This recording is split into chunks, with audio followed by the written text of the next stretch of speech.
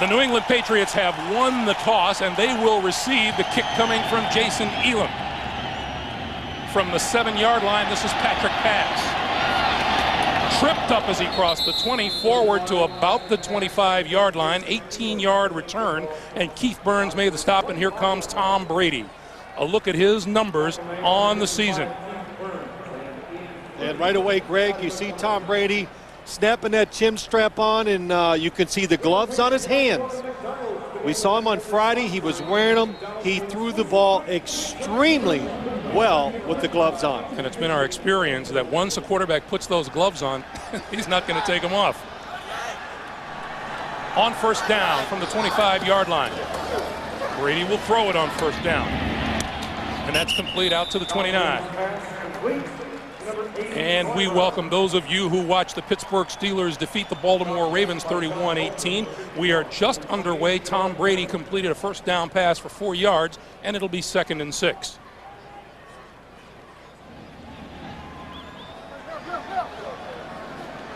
The Patriots come in off of a dramatic overtime victory a week ago against Kansas City. On 2nd and 6. Antoine Smith. And Smith a yard or two just across the 30. The offense for the New England Patriots. Joe Andruzzi joins them after 3 games missing, and Tom Brady tells you what the emphasis is today. It really puts pressure on the defense when you can throw it well and run it well. And Antoine's a playmaker for us, and Antoine's going to get the ball. You know, he's going to have to run it well, and I'm going to have to throw it well. And when we're able to get Antoine going, puts a lot of pressure on that defense and stuff.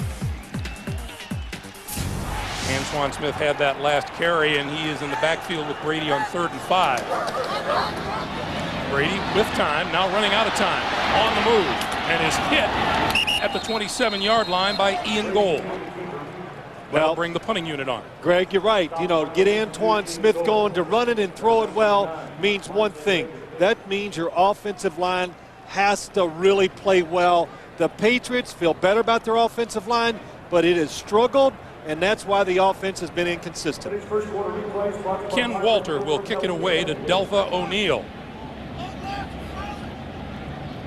New England has now 10 sacks in the last 5 games. Off the side of his foot, it is a horrible kick. Bounces out of bounds, appears to be shy of the 50-yard line.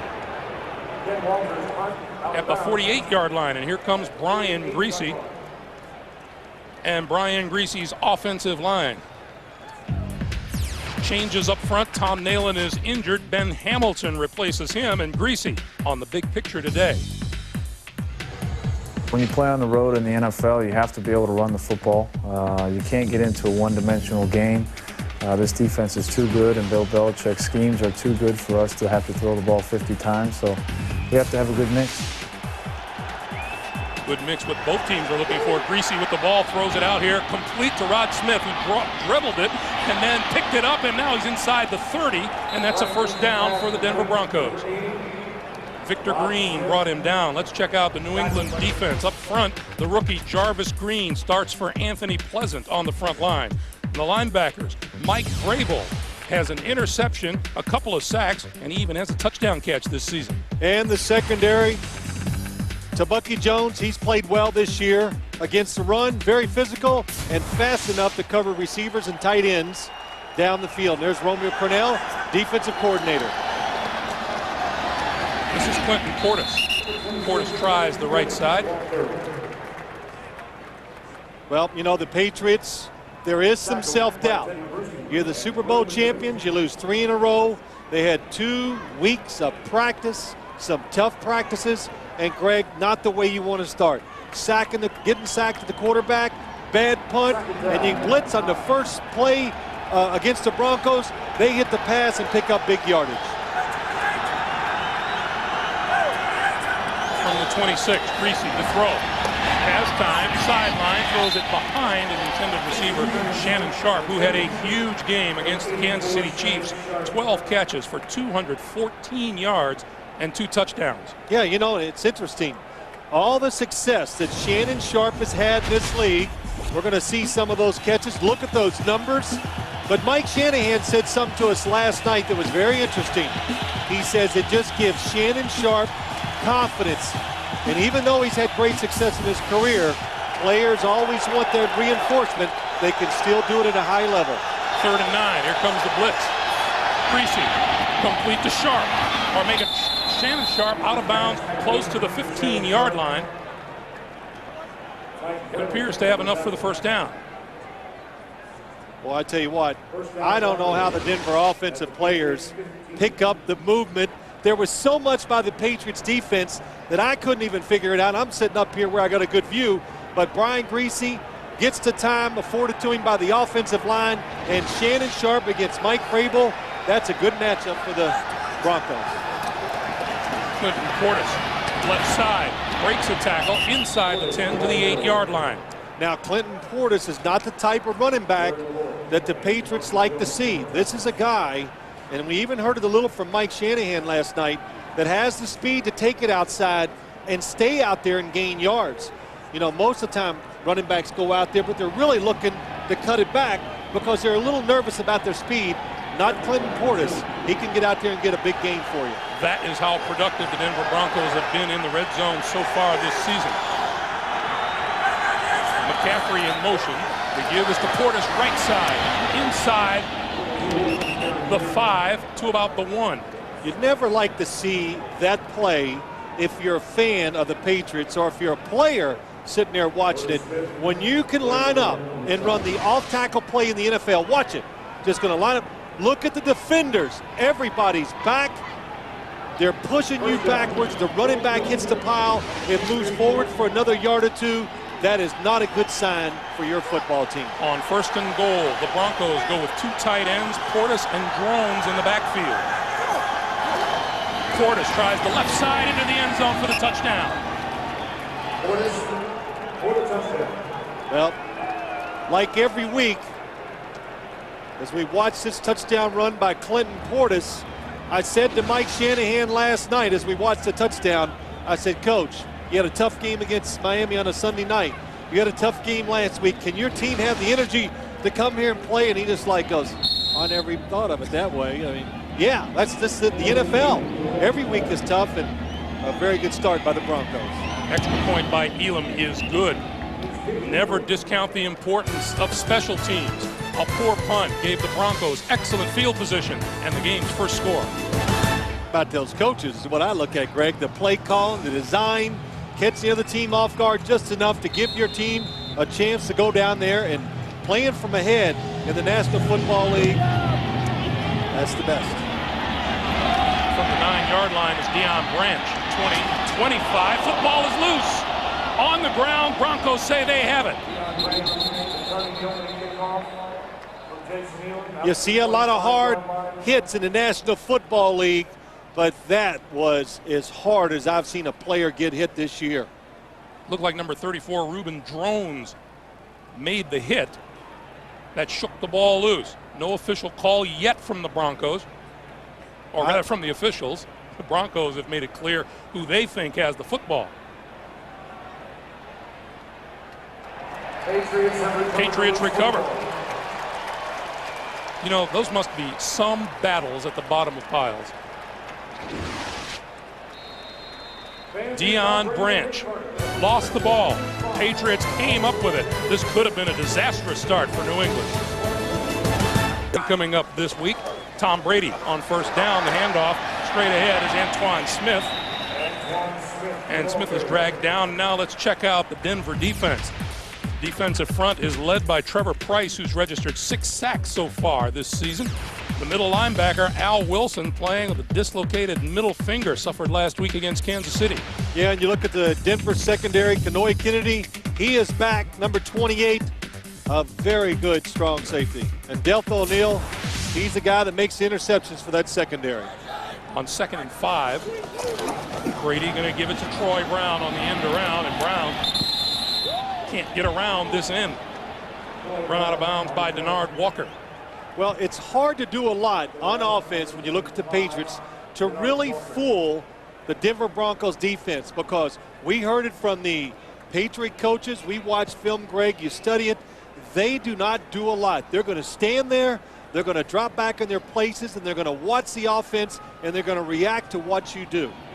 Charlie Weiss, offensive coordinator, has his play in on 3rd and 10. And Brady will operate out of the shotgun. Edwards and Antoine Smith in the backfield with him.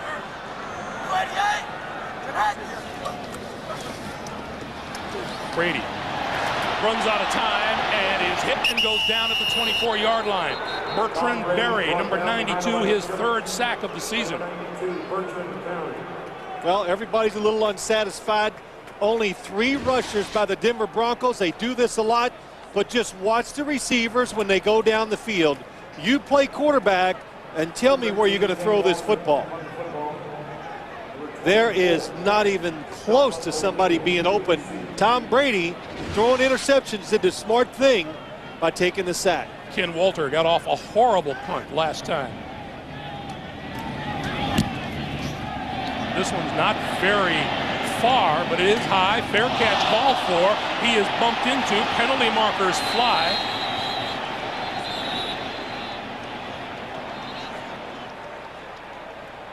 And Deltha O'Neal is hurt. He is rolling at the 37-yard line.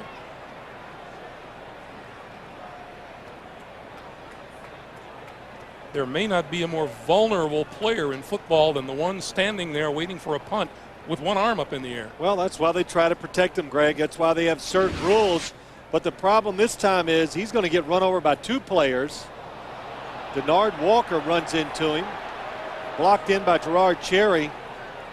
Oh, yes, he just takes it right to the midsection.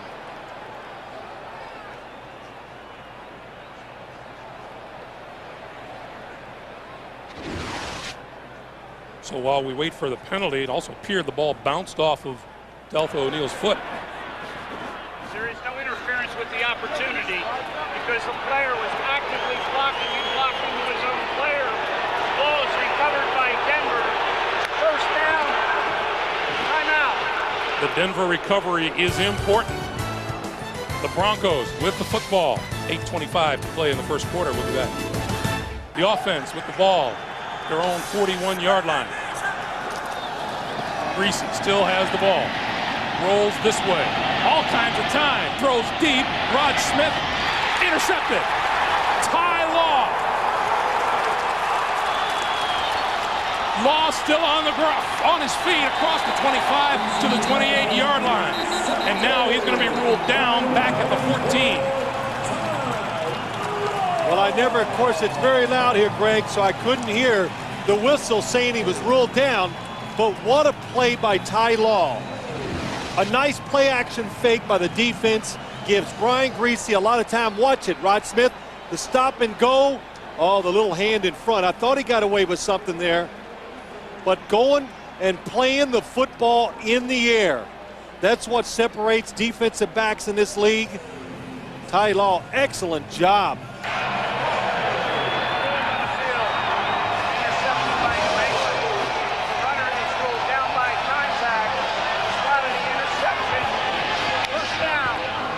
So New England reclaims the football. The line of scrimmage will be the Patriot 15-yard line.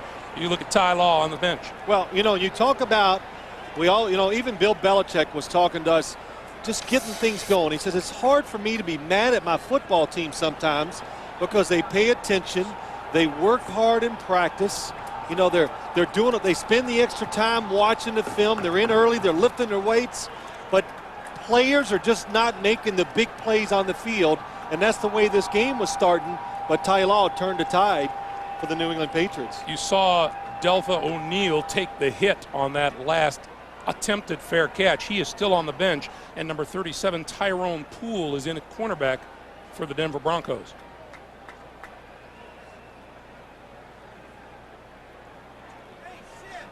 There's Tyrone Poole, 7th-year cornerback out of Fort Valley State. And, you know, I know what Brian Greasy's thinking on the sideline. His first interception in his last 68 pass attempts.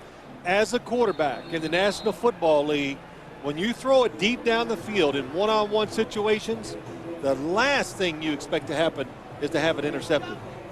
But Ty Law just fought Rod Smith for the football, got in position, used his body, and made a tremendous catch. So something positive for Bill Belichick and the New England Patriots. First down from the 15-yard line. Brady to throw. Over the middle. Crossing pattern. Troy Brown. Brown out to the 30-yard line and a first down. 15-yard pickup on the play. Well, the Patriots, what they do finally, get some receivers up the field, and when you do that, it creates a hole underneath, and Troy Brown comes underneath, makes a nice catch, and gets those extra yards, which is what you want with short passes. Brady play fake. This one complete to Christian Fourier, the tight end. The ball is on the ground and picked off by the Denver Broncos. And now it is ruled that he was down. Already down.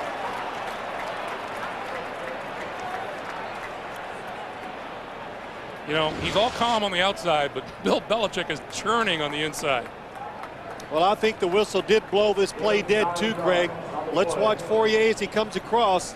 The linebackers, boy, nice hit. That right knee looks like it goes down.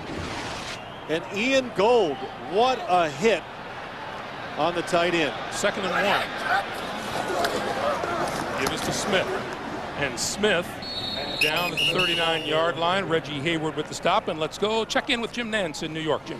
All right, Greg, the final play of the game at New Orleans. Jay Feely, 47-yard attempt for the win for the Falcons, and he drills it. Atlanta over the Saints. Only the second loss of the season for New Orleans. Atlanta wins. Vic beats his cousin, 37-35. Back to Greg and Phil. All right, Jim, thank you. 3rd and 1 on no gain on the previous play, and on the sneak, Brady appears to have it. Yeah, it's close. Didn't say it wasn't close. Said Yeah, he that's appeared right. to have it. I just like disagreeing with you, honey. Call me pumpkin. Only my wife can call me pumpkin, not you. Yeah, actually, I called you Pumpkin, P-U-N-K-I-N. I've been called Pumpkinhead before many times. Yeah, welcome to the club. Yeah. But you know, you watch this New England offense today, Greg, a couple things come to mind. Bill Belichick wants to even it out. He wants to run the football, throw it a little, mix it up. Wants third downs to be short because you can pick them up against this Denver defense. But most of all, he wants to protect his defense from the Denver offense today. Antoine Smith looking for running room, cuts it back the other way and is dragged down by Al Wilson, the middle linebacker, number 56. Let's check in with Armin Katayan downstairs. Armin. Thanks, Greg. You know, Phil, you're talking about that emotion. For the first time, I've seen it with the Patriots after that long interception, that sense of urgency that Bill Belichick was talking about. He had singled some players out in practice and in film sessions, saying he would not tolerate their mistakes. There were some fights in practice. At one point, 20 guys going at it. I'm starting to see that emotion, Greg. Back to you. All right, Armin, thank you.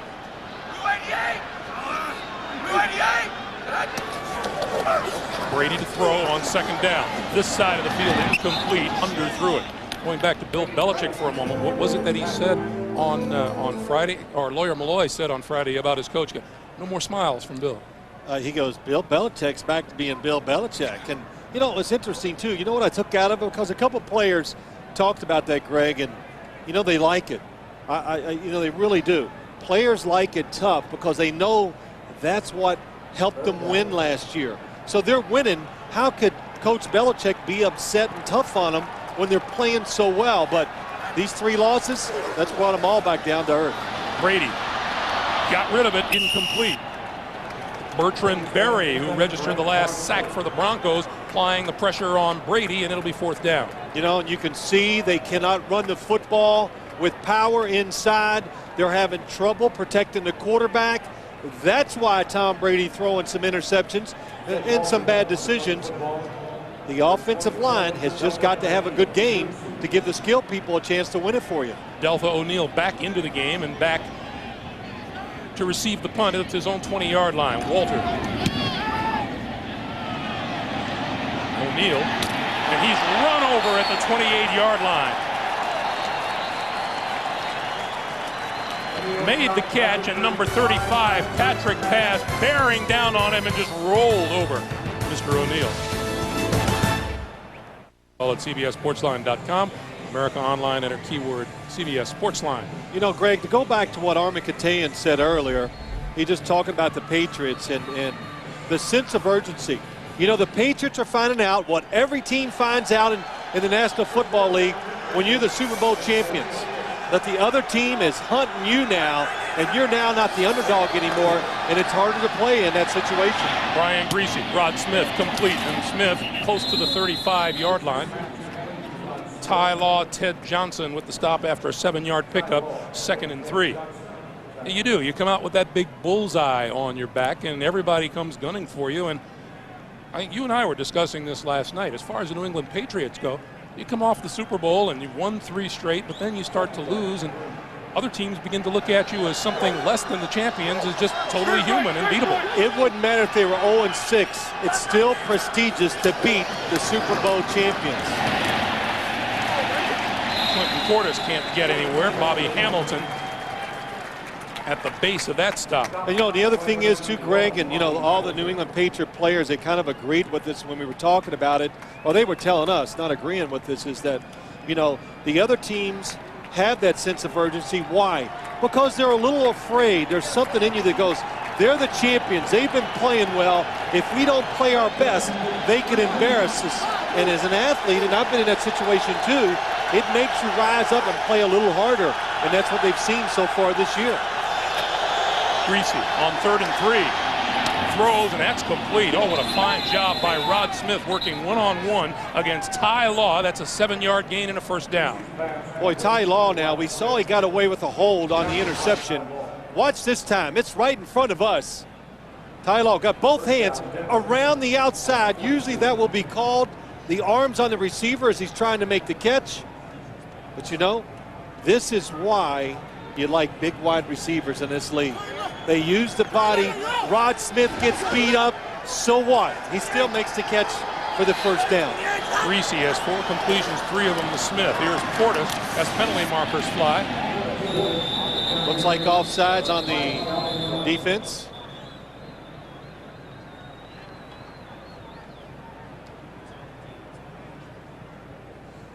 Tom White says offside on the defense. Uh-oh. See if his microphone's fixed. Offside, number 91, defense. It's a 5-yard penalty. Remains 1st down. He sounds as good as ever. Maybe better. Bobby Hamilton, the man offsides. But you look at this Bronco offense. Greg, you talked about it. They scored on the opening drive. They're famous for it. They script those first 15 plays. You hear all the talk about Mike Shanahan. He has Gary Kubiak helping him. They do a lot of stuff. It's well designed and aggressive play calling.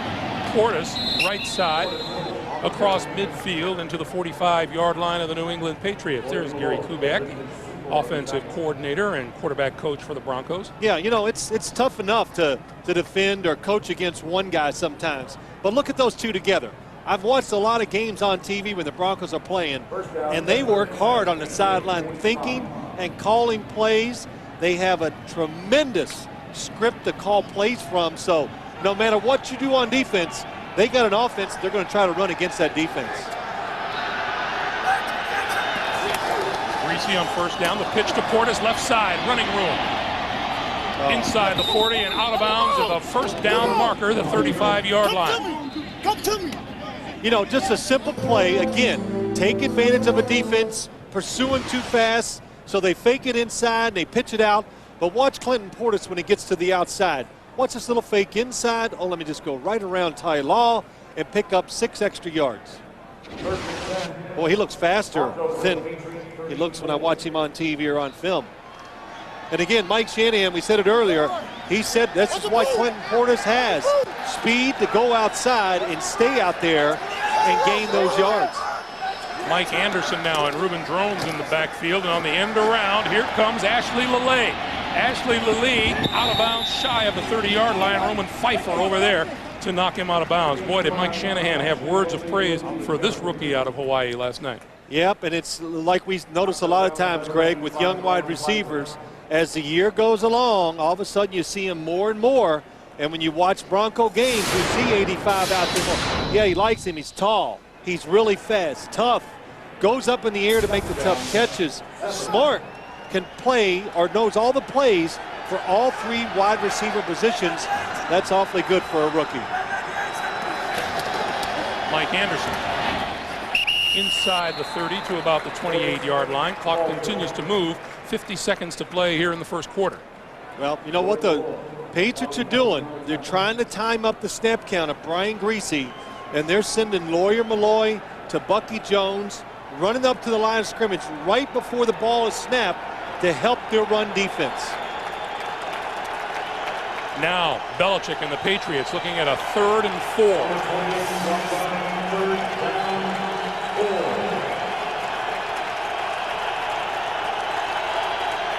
Clinton Portis, the lone back with Griese, and he comes in motion to the near side of the field. Griese with time over the middle. McCaffrey, 15, 10, dragged down inside the 10-yard line. It'll be 1st and goal.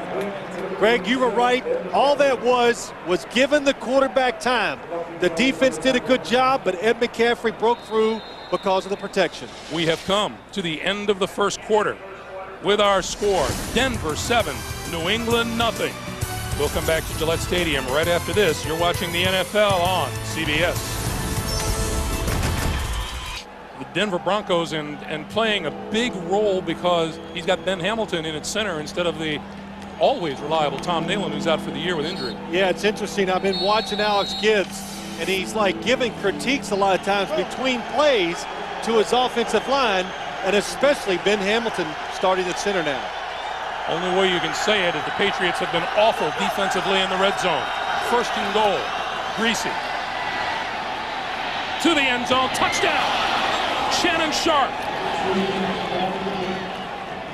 Well, I tell you what, the Denver Broncos are playing well, but Brian Griese being patient, just making one good read and throw after another. Trying to throw the ball to Clinton Portis. No. Feels Willie McGinnis coming, pulls up. Nice. A perfect throw to the back of the end zone to Shannon Sharp. You would have to say that something special has developed these last 2 weeks between Brian Griese and Shannon Sharp. Not the least of which is Brian Griese said, you know, you got to stop calling me Griese. Call me Brian. I'm your friend. I'm your teammate. Yeah, that's right. This last name stuff, Gumbel's just not working.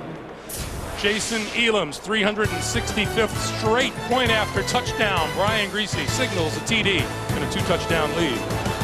Caught a touchdown pass from Brian Griese. He's now caught 3 in the last 2 games. Grabs that one.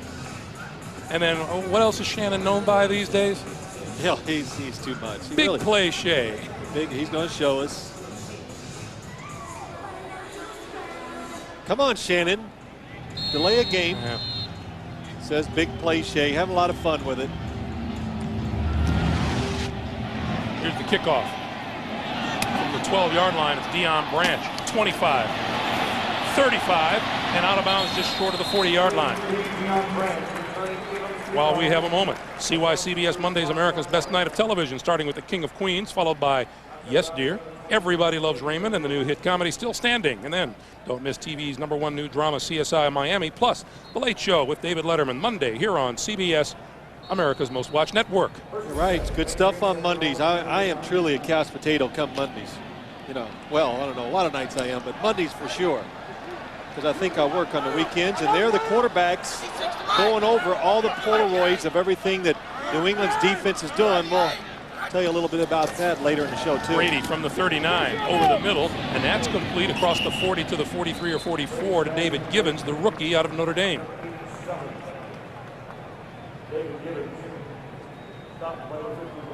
So as you look at Brian Griese's accomplishment. Yeah, it was funny. He was talking about the pictures last night, and he says, you know, sometimes it's just a lot of second guessing going on with those pictures. So because sometimes the pictures don't show you everything. That's right. 2nd and 5. Brady with everybody spread across the field. Pulls it down. And out to the 48-yard line. Looks to be about a yard, maybe a half a yard shy of a first down. Keith Washington made the tackle. Well, as you watch this New England offense, and Tom Brady, I read some articles where he talked about it, and he was strongly telling us too, Greg, that he was not going to force the football down the field because, you know, he's one of these guys that can throw it pretty well. So he loves to rip it down in there when the coverage is tight because he thinks he can get it in there. But Going to play it safe, and he's done that so far today. Mark Edwards straight ahead and appears to have enough for the first down at midfield. Yeah, well, he said there's a difference between arrogance and stupidity. Yeah, and it's a really, really fine line as a quarterback. And especially quarterbacks who can throw it as well as he can throw it. You know, if you don't have a strong arm, I promise you, a lot of times quarterbacks that do not have strong arms are good decision makers, and they don't turn it over a lot because they're not going to take a chance. They're just not, because they know they can't. And we get a whistle here before the snap of the ball.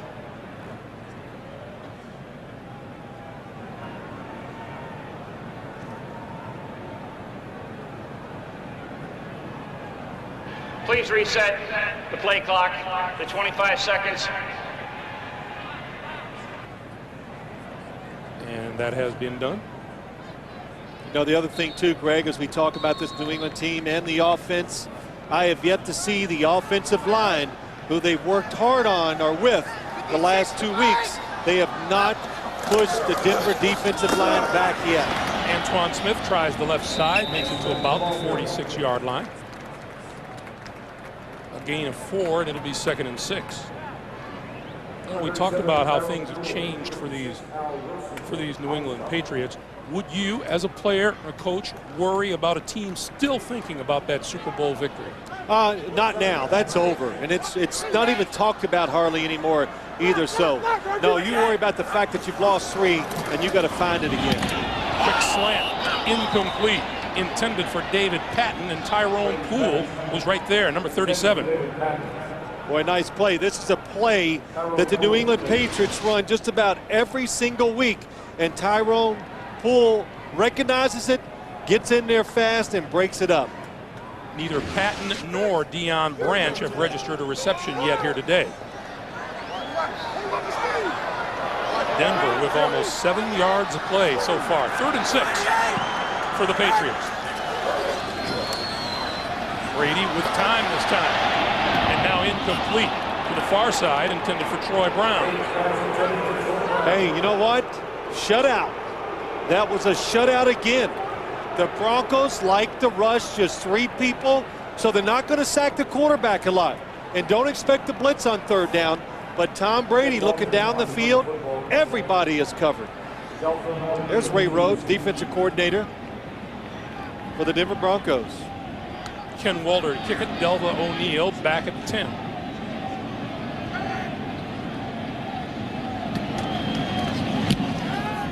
Nice kick this time by Walter. They'll let it bounce at the 10 to the 1. And it is going to be a touchback. Gerard Cherry, I think where he made his mistake, he jumped in the air, but when he jumped, he was already in the end zone. Number 30, there he is. He's in the end zone. Oh, Gerard, that doesn't count, yeah? It is amazing. I sit around all week and I think of all this stuff, and oh, I got a good feel. Then I go talk. Had 1 foot on the goal line and jumped up in the air.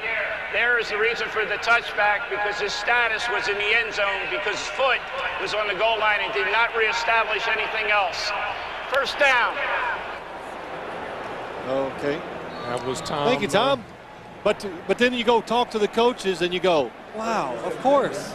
They're right. Why would I think the other way? And it is amazing how little you know once you talk to the coaches in this league. Greasy on 1st down, the give to Portis, and Portis across the 20 to about the 23-yard line. Let's go down once again to Armin. Thanks, Greg. You know, Tom Brady and Brian Greasy were teammates for 2 years at the University of Michigan. They often talk on the phone, and Brian telling us he actually got a call this week from Tom looking for a little comfort and advice. And Brian said, I told him, hey, man, you've been on the top of the world for the last 12 months. Welcome to everyone else's life. And Brian may be the most scrutinized and criticized player in the league, and he's learned to deal with it, Greg.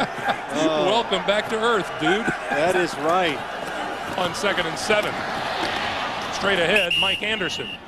And Anderson out close to a 1st down. Looks to be a little bit short. You know, Armin Katayan is right. We do games all over the league. I read the papers. I listen to all the radio or the talk shows on TV. Brian Greasy is scrutinized he's right, more than anybody else, and I think wrongly so much of the time. If Denver loses, no matter how he plays, it's always his fault. And a good example, they played Miami a couple of weeks ago. I thought he was courageous, brought him back. They should have won the game. He did his part. They lose. Third down play. Looking for the first down and appearing to get it is Mike Anderson. And Greg, every show I turn on, ex-players going, well, Greasy didn't play a perfect game. Well, no kidding. And there's only one reason for it. It's because of the guy he replaced in Denver. Well, that's a big reason. That's right. Even Shannon Sharp says, you know, unfortunately, Brian Greasy is held to a much higher standard than other quarterbacks in the league. And Shannon put it right. He goes, hey, he just got to deal with it. And he does deal with it. He handles it, I think, very well now. But he's played, I think, really, really well this year. Greasy takes the hit, delivers the pass to Rod Smith. And Smith lost the football.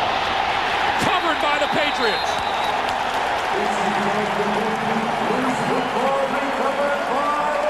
Ty Law on the ball.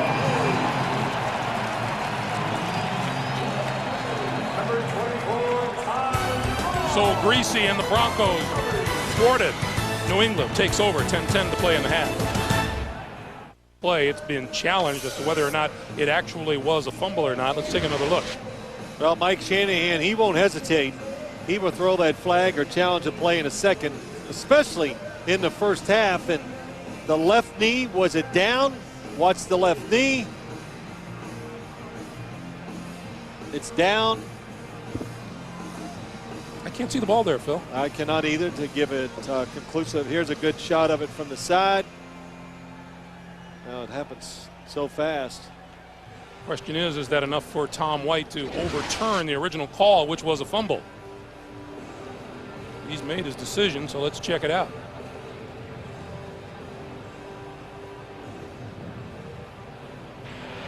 After reviewing the play, the ruling on the field stands. As the runner is going to the ground, the ball is coming out the front side, and his knee is not yet on the ground. It's a fumble and not down by contact. First down. So the Patriots take over at the Denver 42. Yeah, let's give you one more look. Boy, good job. You can see the pulling away of the hand. Makes Rod Smith fumble it as Mike Vrabel comes from behind.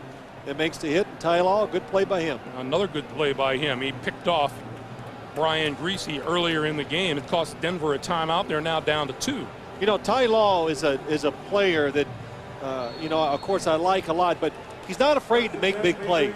He's not afraid to give them up either. He doesn't play scared. He plays aggressive, tries to go out there and win that way, and it's worked out very well for him in his career.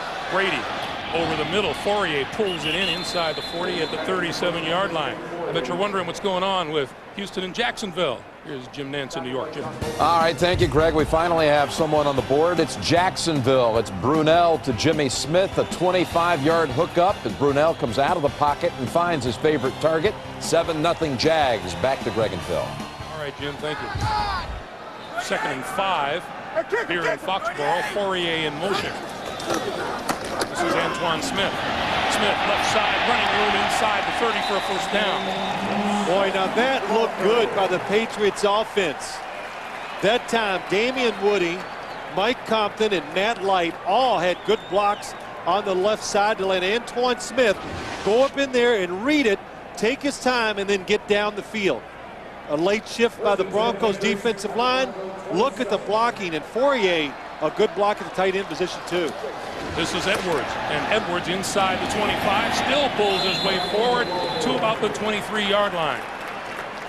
You know, Damian Woody's saying, as this offensive line begins to click, that with the return of Joe Andruzzi, it's the first time that the front 5 has been together since early in the season. Yeah, and it might not just click today because they're back together. It takes more than one game or a couple practices to get it going, but Joe Andruzzi, they talked about, they just like him being in there. He's tough, a veteran. This is Edwards to the 15 and another first down. And now you get the balance of the offense. When you run a few tough runs, all of a sudden the fullback is wide open out in the flat, and you get the defense guessing. because before the defense was just playing pass, and they're hitting Tom Brady every time he drops back. New England pays its first visit to the red zone, and we get a timeout on the field.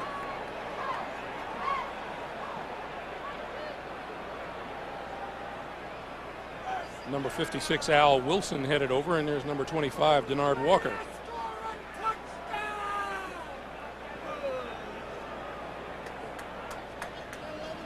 And maybe Denard Walker feeling the effects of the previous play. Yeah, I think that's what it is. Tom White saw it, and they're going to make him come out for a play. Let's check out the previous play. Yep, you can see he leads. His head hits the thigh of Mark Edwards. They know you're not good when you go back to the huddle and say Happy New Year. 1st and 10 from the 15. Antoine Smith reverses field to the 10. Inside the 5-yard line, it'll be 1st and goal, Patriots. Kenoy Kennedy wrestled him down and saved the touchdown after an 11-yard pickup. Well, they might have found a side they want to run to. Good blocking up front again. It allows the runner to get up in the defense. Then he makes a nice cut across the field. And Antoine Smith, I don't even have to tell you, you can look at him and see that he is one of the bigger running backs in the National Football League. 1st and goal from the 3. Smith, touchdown.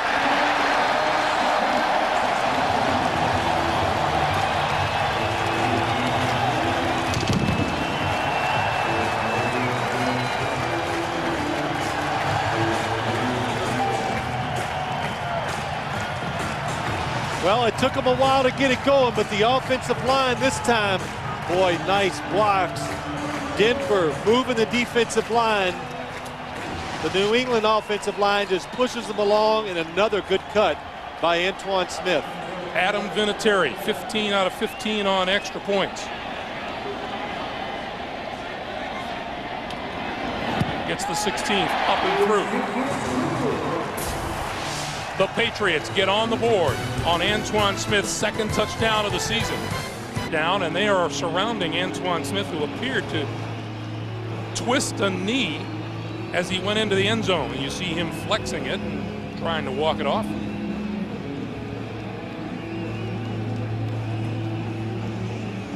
We'll track Antoine. Meanwhile, Scotty Montgomery is deep for Denver as Vinatieri kicks it away. This is Montgomery from the 8, 20, 30, and wrestled down at about the 30-yard line by Victor Green. Tonight on CBS, Libby Parsons was convicted of murdering her husband. Now she's out to prove he was alive all along. Don't miss Ashley Judd and Tommy Lee Jones in the action thriller Double Jeopardy tonight on CBS, America's most watched network. You know, it's amazing. The Patriots look so good on that drive. Like all teams in this league this year that started out throwing it so much, they're trying to gear back to get that really good mix again. The Patriots throwing it a lot, now trying to get the running game going. And the Oakland Raiders, who have thrown it so much, have struggled the last 3 weeks because it always comes down to it. You got to have the mix. You got to learn to win the physical battle. Brian Griese going to go deep, has a man open. It is incomplete, intended for Sharp. Penalty marker is down at about the 45-yard line. Lawyer Malloy and Tabucky Jones were tracking Sharp down the sideline. And this looks to be against the Patriots. It is. Brian Griese needed about 1 more foot of space in front of him. This could have been a touchdown. He would have got it out in front. Pass interference. Number 34, defense. That's 1st down. On the outside, Shannon Sharp lines up as a wide receiver and just goes. Tabucky Jones caught off guard by Shannon Sharp, just going for the long pass. Line of scrimmage, the 46-yard line. To give Portis inside the 45 to about the 43.5-yard line. And Shannon Sharp told us last night, yeah, I believe that Brian did start to look for me toward the end of the first half of the game last week against Kansas City. He hasn't stopped looking for him since. Yeah, you know, a lot of times a quarter, well, it's not only that. Brian Griese started looking for him, Greg, because the coaches started calling plays where the tight end was the #1 receiver. As Shannon Sharp told us earlier in the year, he goes, now I'm number 3 on the pecking order, but it's moving up because of last week's game. Portis inside the 40. You know, Clinton Portis is wearing some of those Halloween shoes. They do have just a little bit of color on them, don't they? Most of it's covered with tape, but you know, Scotty Montgomery doesn't have tape on him. Get you some orange shoes, Phil. I got some. There's Scotty Montgomery on the sideline. 3rd and 3.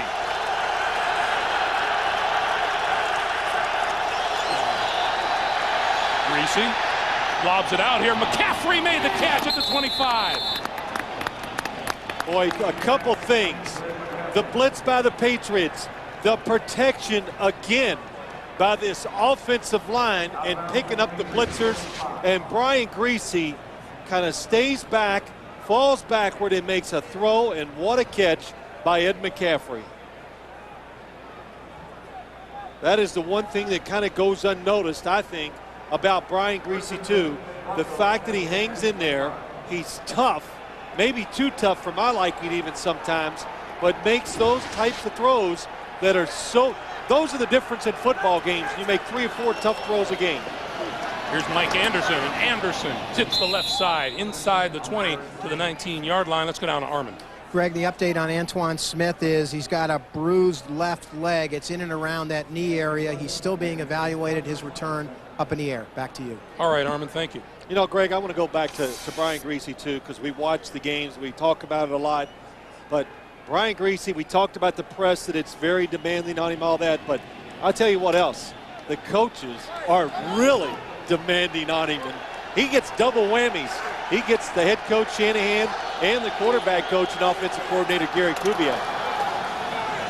End around, number 83 is Scotty Montgomery, and Montgomery not much on the play, if anything. You know, talking to Brian Greasy, I remember you asked him something and you said, well, what does Mike have to say? And he said, I don't talk to Mike. Gary Kubiak is the guy I really talk to a lot. There's Gary on the left. That's right. Gary Kubiak is the filter. So if Brian's unhappy, he goes to him and he relays it to Mike. And even Mike Shanahan says, I don't talk to Brian either. So that's the way it is. Sometimes the relationship between a quarterback and coach, it's going to be tough. I just discovered something. We need a filter between you and me. We'll be back.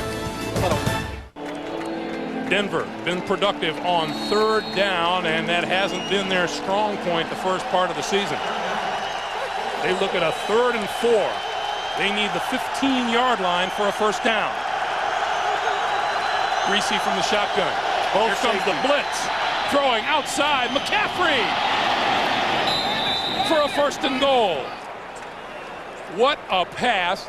The ball had to be 3/4 of the way to Ed McCaffrey before he even turned his head. You know, we kind of talked about it earlier. First off, both safeties coming up the middle on a blitz. Brian Greasy knows he has to get rid of the football. Terrell Buckley on the coverage, but you just got to make plays, and that's all this is. McCaffrey, 2 big ones. Brian Greasy, 5 big plays so far today for him, especially 3rd down completions. On 1st and goal, Clinton Portis, right side. To about the 4. Willie McGinnis with the stop. It'll be 2nd and goal. And I'm in the booth. I'm pointing to you to the sideline. Alex Gibbs is on the field. It's like, it's pretty funny. And well, there he is, because he's giving a clinic between every play, and it's, you know, he's giving the clinic to Ben Hamilton, who's the regular starting left guard, but has moved over to center due to the season-ending injury to Tom Nalen. Yeah, Alex Gibbs is one of these offensive line coaches. He's going to retire. He's been retiring for like 10 years. Can't give it up because he's too good and he likes it too much. Portis up the middle to the goal line, touchdown. Well, just a tremendous mix of plays for this Denver offense. Picking up blitzes, throwing when you're not expecting it, and then just running the football, catching you off guard and overpowering you. Oh, number 34, Ruben drones clearing the way ahead of Portis for the touchdown. And Portis, for not a big running back, but what I like about him, he will run it up in there hard. Jason Elam.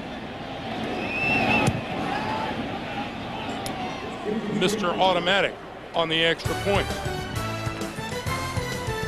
Once again, a 2-touchdown lead for the Denver Broncos. Tom Brady. Rolling, lofts it, and threw it away.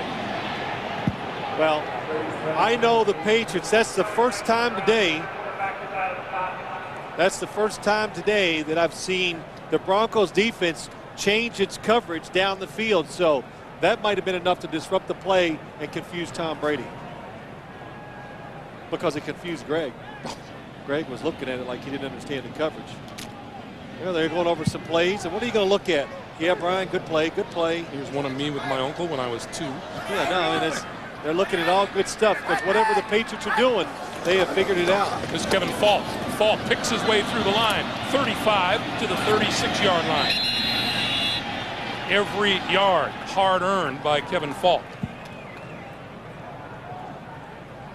It'll be 3rd and 5. And I would think New England will let this go to the 2-minute warning. They're going to. And you let that happen because if you can't get the first down, you try to give Denver as little time as possible. We come to the 2-minute warning.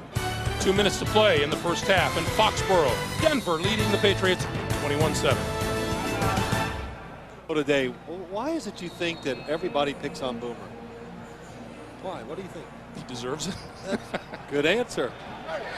Oh, Tom Brady. 3rd down has not been his down today. Looks like a 3-man rush again, so they're going to drop back 8 people in pass coverage. Spread the field, 3-man rush, quick slant complete for the first down to Mark Edwards. To the 44-yard line, first down New England. And you can see when you have that many defenders watching the quarterback, when you catch it, you are going to get hit immediately. New England has all 3 of its timeouts remaining. Another quick pass. This one is complete to number 80, Troy Brown, and he looked like he dropped the football. You know, what did I tell you last night? We were just talking about it. When you play a style of defense, 8 defenders watching the quarterback, when you throw short passes, you get so many defenders going at that receiver, you cause a lot of fumbles. Brady on the move, throws near sideline, that's incomplete. Clock stops with 1:10 to play. David Patton, the intended receiver. You know, does that make sense to you, Greg, though? When I talk about that, when I say, you know, the Denver defense, they do a terrific job of causing fumbles and getting big hits, it's because they're watching, and as soon as Brady looks, they start to react, and now you get a lot of people going to the football. You become good tacklers, and that 2nd and 3rd guy hitting the receiver, they're the ones that cause the fumble. You get completions. The trick is to hold on to the football. That's right, and you get a lot of short completions.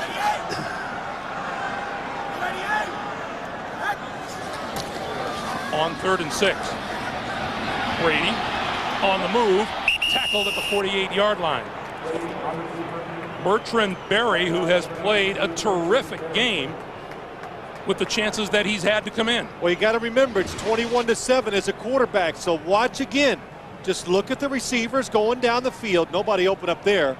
Now, you tell me where you're going to throw it. That is what they call being wired.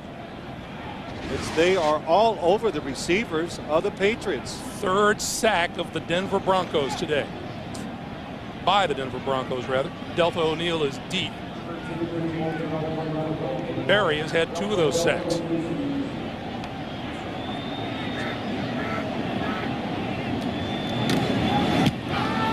Walter gets a high floater away. O'Neal, fair catch called for, lets it bounce behind him. And it's going to roll to a stop just inside the 5-yard line. Oh, Brian Greasy has had a busy first half, hasn't he? Well, something that's always overlooked, I think, when you talk about Brian Greasy, well, a lot of things. Throws perfect spirals, so it's easy for receivers to catch. Hangs in the pocket extremely well. And under all the coaching that he gets, he continues just to get better at picking out the right wide receiver to throw it to. And Mike Shanahan said last week was one of the best games Brian Griese has ever played because he just did the right thing in all situations. Griese will take a little bit of a knee and let time run out here in the first half. And it has been a terrific first half for Mike Shanahan and the Denver Broncos, who come in with a 5-2 mark and hoping to add to the 3-game losing streak that the New England Patriots are riding on. 21-7 is our score. Well, you got to remember, 21-7, not all bad for the Patriots. It's just 2 scores. They didn't have the mistakes late, so it didn't cost them another field goal or touchdown. So that's how you got to look at it and go in knowing the fact that you can still get it done. That's the end of the first half with our score. The Denver Broncos 21, New England 7. Jim Nantz and company are along with the Nextel halftime report right after this message and a word from your local station. You're watching the NFL on CBS.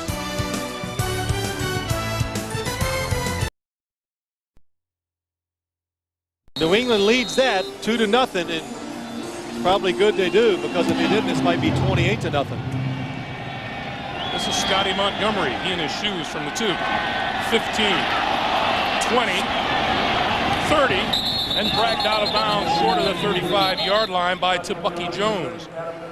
And let's go down to Armin Katayan. Armin. Thanks, Greg. Phil, you're thinking right along with Mike Shanahan, who told me he's very happy with the way they've been able to bottle up Tom Brady. 3, 4, 5, and 6-man rushes, he said, really mixing it up. As for Bill Belichick, he said 2 words really to me. He goes, third down. He said, we're just not doing anything on third down. He said they will not really try to go down the field much with Brady. They'll try to control the football here in the second half. Back to you, Greg. Armin, thank you. First down from the 34-yard line. Clinton Portis and Mike Anderson in the backfield. This is Portis. Oh, can he scoot across the 40 to the 42-yard line? Yeah, that's a good word. He scoots, he darts, he's quick, he's fast, and that's what it looks like. And you know, to go back to what we talked about right off the start of the game, Greg, we've done the Patriots a couple of times. They've always talked about, we're going to play, be aggressive, score points, and do our thing. But you heard it again. Armin just said it. They're going to try to protect the football and keep this Denver offense off the field if they can. Griese and the Broncos with a double tight end. Griese play fakes and throws, and wide open is McCaffrey. McCaffrey to the 41-yard line of the New England Patriots and a first down. Now, you know, when you talk about quarterbacks in the National Football League, when you see a quarterback really playing well, it's because, of course, he gets protection, but really what it is, the biggest thing, I think, play calling. It's second and about 3 yards. Everybody thinks it's a run. This is why Denver is so good on first and second downs. They go against logic. Mike Shanahan, Gary Kubiak call the pass. Ed McCaffrey is wide open. Ed McCaffrey, 4 catches, 67 yards today. This is Anderson, and Anderson inside the 40 to 38. You were asking Mike Shanahan last night about Ed McCaffrey coming off of that horrible broken leg of a year ago, and Mike Shanahan said, yeah, he looks fine to me. He's back. He is very happy with what Ed McCaffrey's doing, as you see Brian Griese's stats. And back full strength. You got Ed McCaffrey on one side, Rod Smith on the other. Griese at quarterback. Clinton Portis running the football. You got a pretty good offense. Shannon Sharp all full of himself. Yeah, that's right. Shannon Sharp is back. I'm sorry I left him out.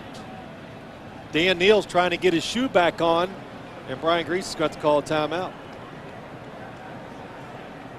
And even here early in the third quarter, he's going to let the play clock run all the way down before he calls the timeout.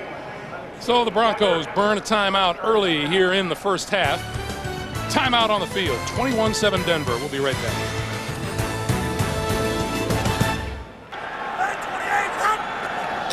Movement up front on the offensive line. Defense jumps. Let's see who's at fault. There was contact. Boy, the Denver Broncos have been a scoring machine. Number 93, defense. It's a 5-yard penalty. Richard Seymour guilty of the offside. Good job. You heard the hard snap count by Brian Griese. He follows a guy, John Elway, who was the best that's ever played when it comes to drawing a defense offside. How about that? Denver, no penalties, no sacks allowed so far today. 2nd and 3. Greasy throws. That's complete to McCaffrey, and McCaffrey run out of bounds just short of first down yardage at the 32. You know, what I was trying to say earlier, Greg, but I got off into about 5 other things before I could get my point out, is that about this Denver Broncos offense, they have not been terrific on 3rd downs, but they're so good on 1st and 2nd downs that it really doesn't matter. And that's why is because they keep you off guard. Just in, again, 2nd and not very far, they throw the football instead of running it. Well, McCaffrey did get enough for the first down, so it is a first down at the 31-yard line. Portis will stop and go, bounces off a tackler and ducks inside the 30 to the 28-yard line. Seymour and Teddy Bruschi with the stop. Pickup of 3, and it'll be 2nd and 7. Well, Bill Belichick walking up and down. You know, Brian Greasy has fared pretty darn well against the defense, which he admitted to us last night. He said Belichick is always going to have something different, always. Well, yeah, but so far the Broncos, whatever time they see, well, let's hear what Tom White has to say. Every time, Greg, they're seeing those different defenses, the blitzes and movement, they've handled it very well.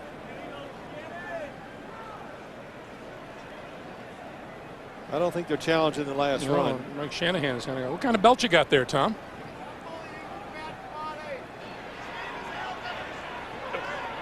The buzzer went off by accident. There is no challenge on this play. Tom White actually came over and said, "What the heck are you challenging?"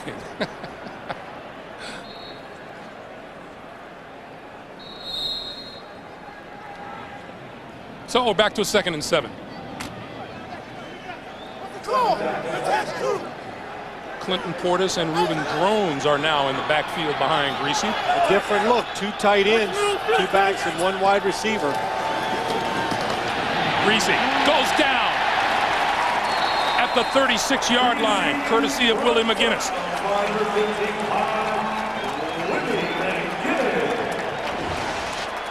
Well, a couple things. This time, the Patriots cover the receivers down the field. Willie McGinnis not blocked on the outside. Let's see who misses the block. It's Clinton Portis trying to, no. Reuben Drones misses him. And sometimes the Broncos, a running back, has to block a defensive end. That time he missed him. Loss of 7 makes it 3rd and 14. Greasy over the middle, and that's complete to the 30-yard line to Rod Smith, and not nearly enough for a first down. And Jason Elam will come on.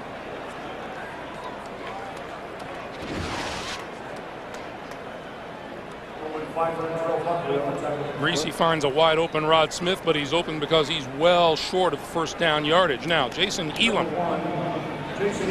has hit 29 consecutive field goals of 42 yards or less. This one's from 48 yards out. To the right.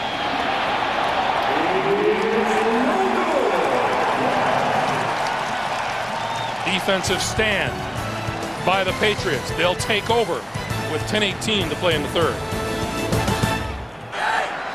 New England has been wonderful on their first possessions of the 2nd half. Meanwhile, Antoine Smith back in the lineup. Gets the handoff, ducks inside the 40, or outside the 40 to the 41-yard line. Lionel Dalton makes the stop. Big Lionel, Jelly Roll. Jelly Roll. There he is. That's Jelly. We talked to Jelly last night, and he's like my new hero. First, wonderful guy, a lot of fun to talk to, but I said, well, how much you weigh? 315. What are you going to do? Get room service, double cheeseburger, slab of ribs, chocolate cake with ice cream. Brady. Everybody covered downfield. He goes short to Smith, to midfield. Just into Denver territory and a first down. And a penalty marker, late flag, coming out of the secondary.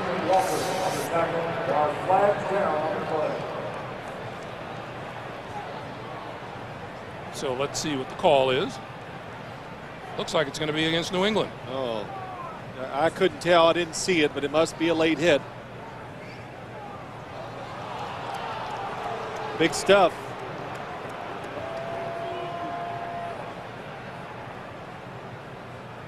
Well, we got the preliminary call, and now we get another conference.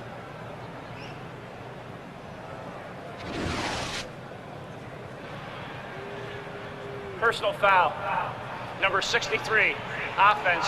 After the play was over, the penalty being forced in the dead ball spot. It'll be a first down and 10. He hit the player with his helmet on when he was on the ground. That's Joe Andruzzi, who's seeing his first action back after a 3-game absence with the injured knee. Well, that's a good call. The play was over. He could see it was over.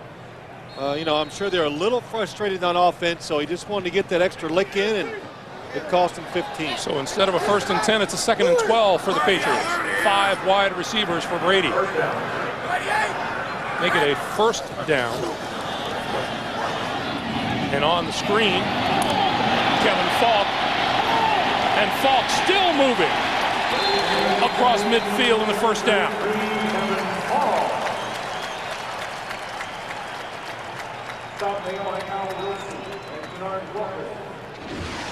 Well, again, conservative play call by the Patriots, but just good hard running by Kevin Falk makes this happen. Almost misses it, breaks the tackle. Boy, Mike Compton down the field again. He was downfield on the run the last play, down the field on that screen play and making blocks, and just good hustle by number 77. Now from the shotgun, Brady. Spins, throws, Edwards. Edwards shakes one tackler, shakes a second. Penalty marker is down as Edwards fights his way to the 46.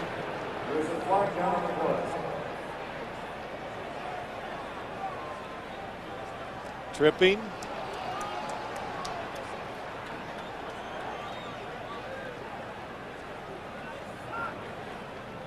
You know, Phil, you and I were talking about it during the last timeout, that this is an offense that is not operating at peak efficiency, the New England Patriots, yet they always look, and have since the beginning of the game, to be on the verge. Tripping, number 77, offense.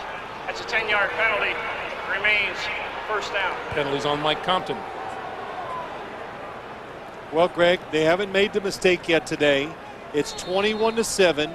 You're near midfield. You've crossed it twice. Penalties bring you back. So, as bad as it seems for fans of the Patriots, you're still right there. You drive down, you score, this thing then becomes a really tight, emotional game. On 1st and 19, Brady gonna go deep. Popped up into the air, intercepted by Delta O'Neal. Penalty marker is down. O'Neal to the 30 and is brought down. Troy Brown is very confident that this call is going to go against the Denver Broncos. Well, what happened is they went up to catch the ball. You could see the Bronco defenders were on top of him and stopped him from going up.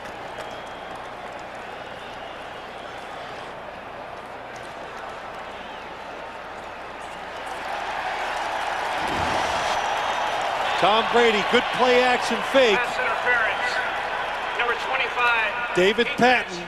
That's 1st down. There's the interference on Denard Walker, number 25. And all of that yardage that Denver gained by penalty, they just gave back. Well, it didn't look as bad when I watched the replay. When I watched it live, I thought it was pass interference for sure. 44-yard penalty, 1st down. Here's Antoine Smith straight ahead. Well, that's the first time today that the Patriots have taken a shot down the field too, Greg. And that's why you take those shots. You throw it down there, you either make the catch, you hope if it's nothing bad, it goes incomplete, but also pass interference. When the football is in the air, Tom Brady threw that football extremely high. Defensive backs, they get nervous, they start to panic, and they create pass interference a lot of times because of that.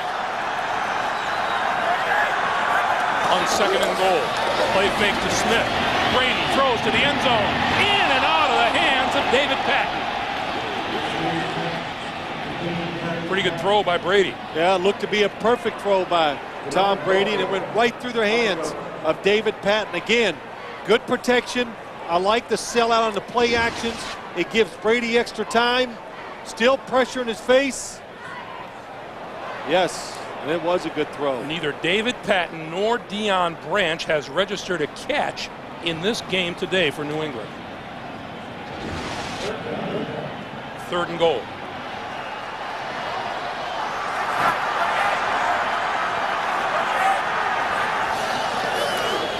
Straight drop for Brady. Throws it over the middle and threw it behind Mark Edwards, incomplete. Al Wilson almost came up with the interception. Doesn't throw a lot of footballs to Mark Edwards, so the timing is not there between the two of them.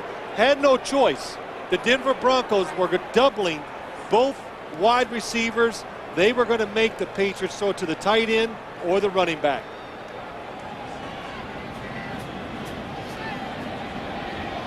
Adam Vinatieri will attempt a 26-yard field goal out of the hold of Ken Walter.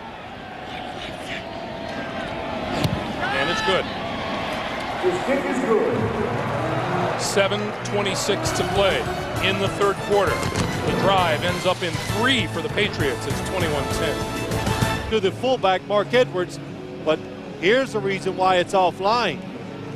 Oh, Mark Edwards does a little move. Tom Brady not expecting it, and they're lucky it doesn't result in an interception. Instead, the Patriots take the field goal. They trail 21-10. Vinatieri to kick it away. Scotty Montgomery, the deep man.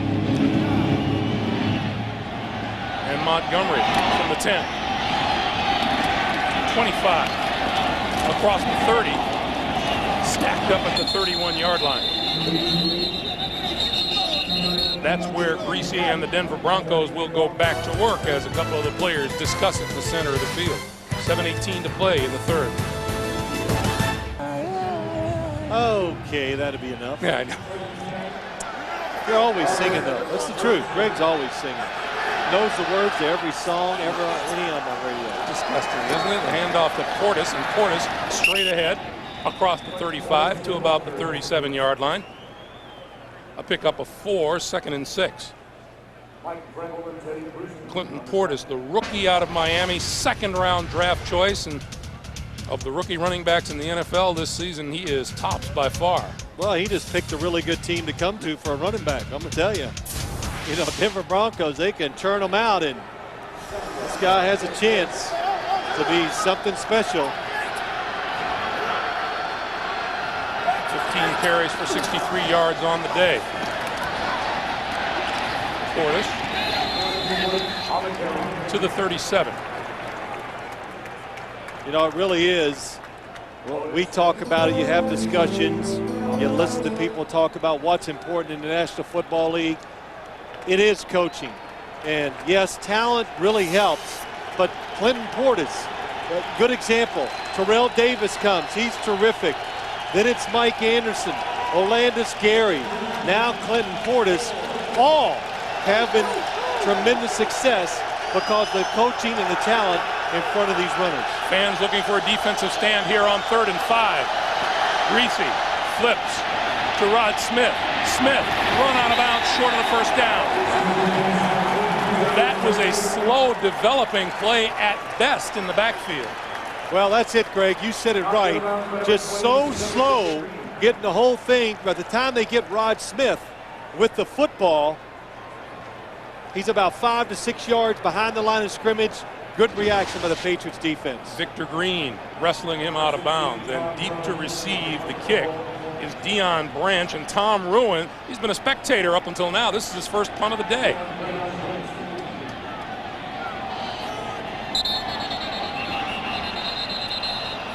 And he still hasn't kicked one.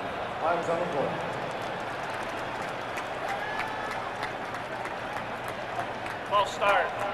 Number 35, offense, 5-yard penalty, remains 4th down. Penalty is on Lenny Walls. And they'll back it up 5 yards. There's Ruin. Tom Ruin has had 2 punts blocked this year, one last week against Kansas City.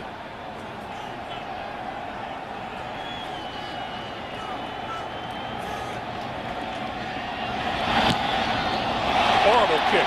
Bounces at midfield.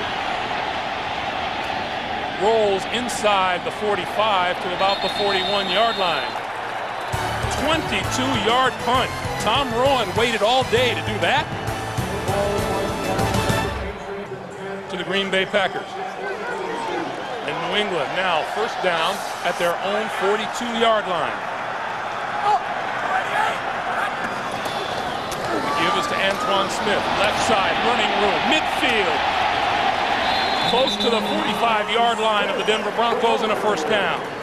Again, the left side of this offensive line and the action that time by Tom Brady, it looked like it was going to be a run to the right, and that delayed the defense just enough. Joe Andruzzi pulled around. Fourier comes around, doesn't get a block, but in good hard running, picks up the first down. Al Wilson made the tackle. He's playing with a dislocated middle finger on his right hand. First and 10. Movement up front.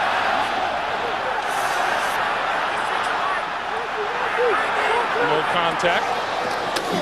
No flag. Deep down the sideline. Incomplete. Delta O'Neal doing combat with David Patton. And you know, you pointed out way back in the pregame warm-ups, can David Patton run? He can run, but that time he got involved, I thought, with the defensive back. If you watch the replay of this, the football is thrown perfectly, and David Patton goes inside. Let's see if I'm right. He's on the outside. He's out there. Stay there. He bends in a little. Then the ball comes outside.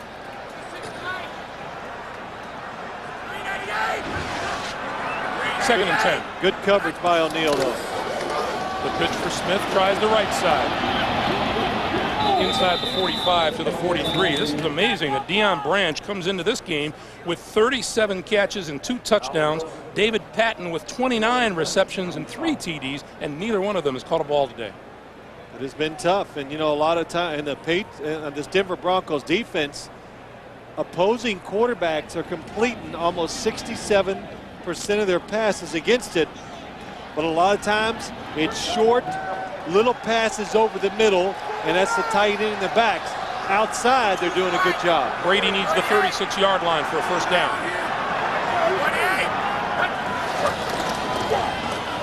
Deep drop. Has time, throws over the middle, incomplete, intended for Fourier, the tight end, at the 35-yard line. Boy, you can just tell. You can tell the coverage is good because the rhythm is not there for the quarterback, Tom Brady. Quarterbacks love to go back, set, look, and throw. And when you have to look 2 or 3 times, you get jumpy, you get nervous, and then when you do throw it, it's usually not as accurate as you'd like it to be. Delta O'Neal back at his own 10-yard line for the kick to come from Walter.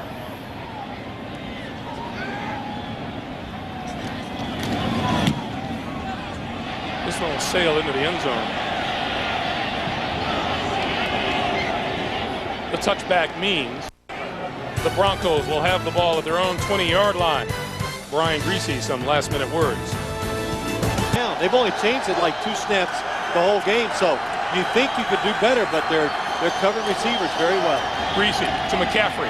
McCaffrey inside and over the 25 to the 26-yard line before Tabucky Jones makes the tackle. Yes, and Ed McCaffrey, good job. Tabucky Jones, he is a heat-seeking missile. He's big, he's fast, he is like the modern-day strong safety in the National Football League. That's what you look for. And he's plays special teams. He's bigger this year than last year, and he told me, he says, the bigger I am, the faster I get. And I went, that is just pathetic. That's scary. 3rd and 4. Patriot fans looking for a defensive stand, a handoff, and fighting forward to the 29-yard line is Clinton Portis. Appears to be very close. It looks a little short. It has to hit the line because they started on a touchback from the 20, and Victor Green, a substitute safety, comes in and makes the tackle to keep them from getting the first down. There's Victor Green, the ex-Jet. They have 3 excellent safeties on this New England defense. Tom Ruin's last punt, his first of the day, was for 22 yards. We are now watching a game how the Patriots played last year. That one's a lot better. This is Deion Branch from the 25, 35, 45, down the sideline, tripped up inside the 40 all the way to the 36-yard line of the Denver Broncos. And Ruin, the punter, is the man who tripped him up. Deion Branch gets running so fast, he can't even make a move on the punter. But a nice fake right there gets him to the outside. Good blocking down the field. And Ruin, I don't even know if he got him. Deion Branch just making the move. Oh, he's going to get credit for the tackle. Yes, he is. He did clip his foot just enough. But again, the Patriots with another chance. They've been down in here, it seems like about 4 or 5 times today, and are not getting much out of it. So it's important this time that they take this down and get some points. Brady spreads the field on first down. Quick pass out here. Troy Brown, 30 to the 25 and out of bounds. Run out by Kenoy Kennedy. And Troy Brown probably has the feeling he was a step or two away from breaking it. Well, what this is the sweep right in the running game.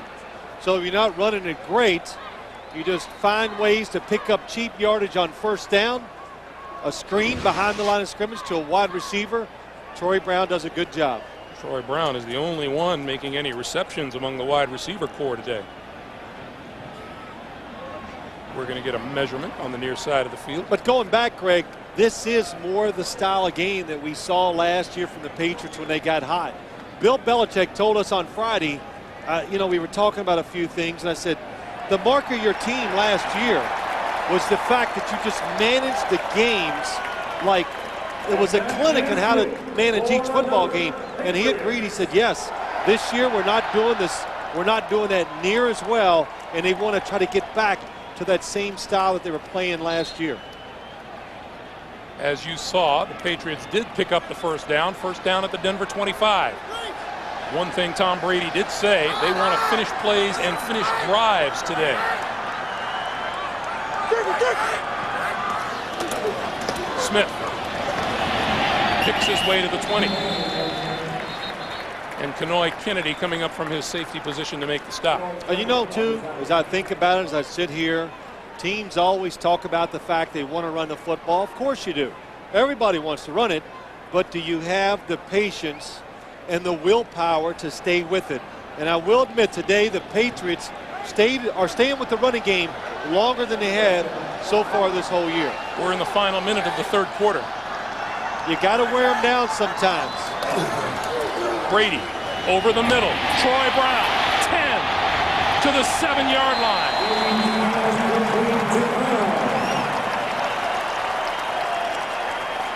Well, Troy Brown catches the football short. That's where you can do it. Watch the top of your screen. Edwards comes out, boom. Nice block, almost like a pick against Ian Gold, and lets Troy Brown get the extra yards. And it looks like they will not get a playoff before the end of the third quarter. Well, I would if I was them. They're hot. They got the rhythm. You got the defense guessing. Don't let them regroup. Well, let's see. 1 second, and time runs down. Tom Brady was looking at the 25-second clock instead of the game clock. That is a first and goal from the 8-yard line, and you just have to figure a touchdown here would just do wonders for the confidence of the New England offense. Antoine Smith and Mark Edwards in the backfield.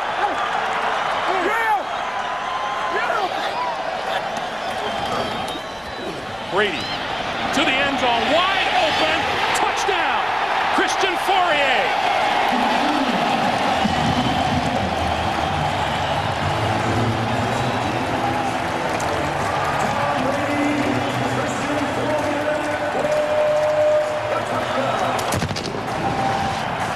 When you're 8 yards out, who else are you going to throw it to but number 88? Again, good pass protection.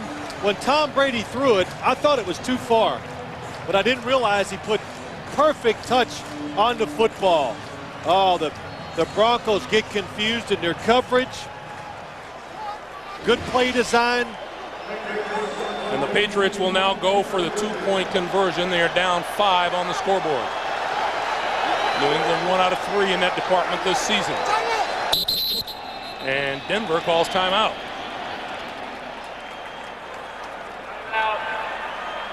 You know, I'm not sure I would go for 2 right here, Greg. Here's why. If you kick the extra point, it's 21-17. If Denver scores, or he kicks a field goal, now your touchdown ties them.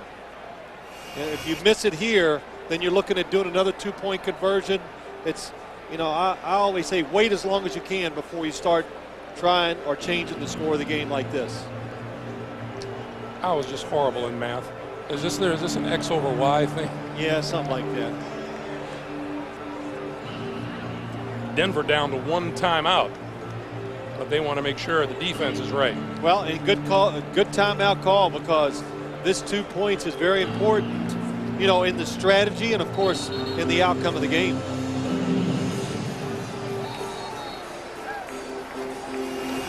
Antoine Smith back onto the field for New England's offense. 2 ex-Michigan quarterbacks doing battle here at Gillette Stadium. Tom Brady and Brian Griese.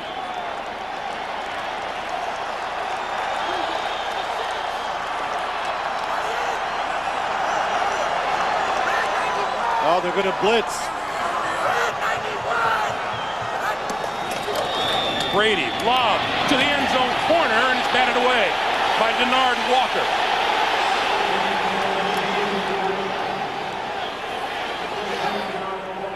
Denard Walker makes the play on David Patton. And so the score remains Denver 21, the Patriots 16. Decision to go for 2, it didn't work. His team trails by 5 as New England gets set to kick it away. David Patton was a little too fast when it came to going to the back of the end zone. Needed to delay just a little longer until the ball got closer. But it helped his chances. Vinatieri's kick, Scotty Montgomery from the 6. 20. Run out of bounds across the 30-yard line by Victor Green. Well, Thursday after CSI, don't miss the new hit drama Without a Trace. So full of twists, there's no way you'll guess how it ends. And all new, Without a Trace, Thursday after CSI on CBS, America's most watched network. You're having an excellent day with promos.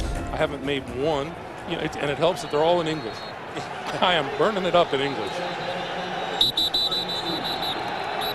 Brian Griese's numbers on the day, first half, second half. You know what? You think back. That's Larry Izzo. Looks like he has a cramp. But you go back, Greg, to talk about the Broncos offense. They come out in the second half. They start marching right down the field. Willie McGinnis sack put them in a tough situation. And since then, they've been out of rhythm and can't make the plays to pick up the first downs. Mike Anderson alone back behind Griese, who will throw. Wide open in the middle of the field, Ed McCaffrey across midfield into New England territory, first down. Now, you remember back in the first half on about a 2nd and 2, they threw almost the same pass to Ed McCaffrey. It's the same play, except this time they gave the New England defense a different formation, a different look, but the same result, Ed McCaffrey wide open. The ball at the 49-yard line of the Patriots. Look wow. At McCaffrey numbers. Throw to him 7 completions, 8 for 8. McCaffrey to the 35, to the 30, to the 28-yard line. Victor Green again with the stop, but how's that for gaining big yardage in a short amount of time? You know, I got to laugh as I watch Ed McCaffrey catch the ball. As we talked to Mike Shanahan about him last night, and Mike Shanahan goes, well, before the Kansas City game, it was what's wrong with Shannon Sharp. And then after the game, it's what's wrong with Ed McCaffrey. So I guess after this game, it'll be maybe Rod Smith's turn because he's not getting all the action. I don't know. But that's how you become a good team. A lot of weapons, a lot of different ways to win. And the Broncos have that on offense. Here's Clinton Portis, right side. Inside the 20. and squirts his way to the 18-yard line. Let's go down to Armin Catane. Armin. Thanks, Greg. Beginning here of the fourth quarter, which flatly was a terrible one last year for the Broncos. Brian Griese telling us the team flatly did not believe it could win in the fourth quarter, had no confidence in itself. Well, last week they were down by 14 at the start. They rallied to win in overtime. Brian threw for a career record 376, and we're seeing the results of that confidence right now. Back to you. Brian Griese, 16 of 19. 2nd and 1. The give is to Portis. Portis to the 15, where Mike Vrabel makes the stop. Well, pick up a 4, and it's first down. A couple things. It helps. Shannon Sharp comes back. Ed McCaffrey's healthy. Clinton Portis at running back. You draft Ashley Lee at wide receiver.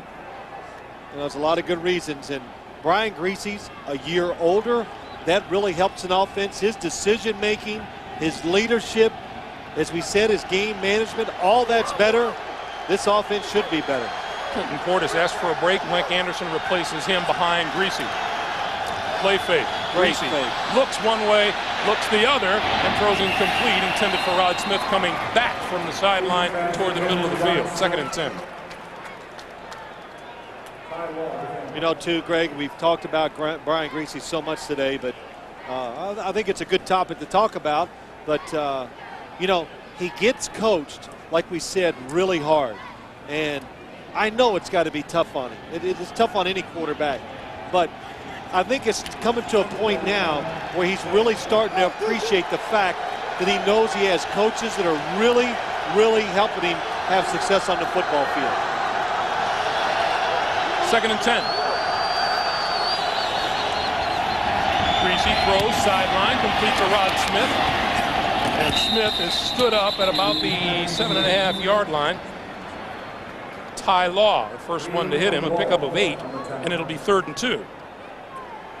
You know, as I look, as they're calling the plays, Shannon Sharp was outside against Teddy Bruschi one-on-one. And I thought for sure Brian Griese would throw it to him. And as I've watched Shannon Sharp coming back, you saw it. He says he will not come back and talk to the quarterback and say, should have thrown to me or do that. I don't want to do that to confuse him. Denver 6 for 6 in the first half on 3rd down. 0 for 3 here in the second half. Portis, left side. To the 5. That's close. If it's not a first down, would you go for it? Greg Gumbel, I'll make you a coach. Considering how well that they've been running the ball thus far today, and especially on this drive, I would. I'd kick it. No fun. You're up 5. Kick it. 8 points. Touchdown, 2 points.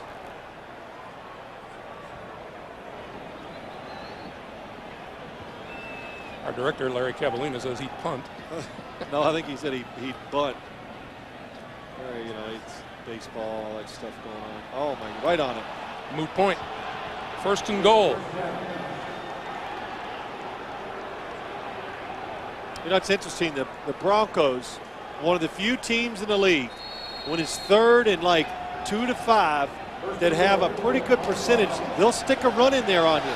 Almost every team is 100% pass, but they're so good they can run the football in those situations. Mike Anderson to the goal line. Did he get there? No touchdown signal. Yeah, how's that? You get down inside the 5, it's first down. Let's put the big guy in there. Let him, in case we don't block it very well, Mike Anderson can still get us 2 or 3 yards. Good combination along with Clinton Portis. Denver's play selection. Pretty good balance today. 110 rushing yards. Whistles blow. Going on a quick snap count. Did a Denver Bronco offensive lineman move? How can you move early on a quick snap count? That's what I want to know. There is no play. Timeout was called by New England prior to the snap. Well, before the snap count, before that quick snap, Ty Law took a quick tee. Jones in the backfield. Play fake. Griese throws it away. Tough Look at Shannon Sharp all alone. And, oh, no, it was Reuben Drones. Excuse me. I thought it was 84. It's number 34. Boy, that's amazing. Brian Greasy must have went, yeah, good play call. I'm going to get the touchdown pass. They're inside the 1 or right on the 1, and the Patriots are alert enough to be there to cover. 3rd and goal.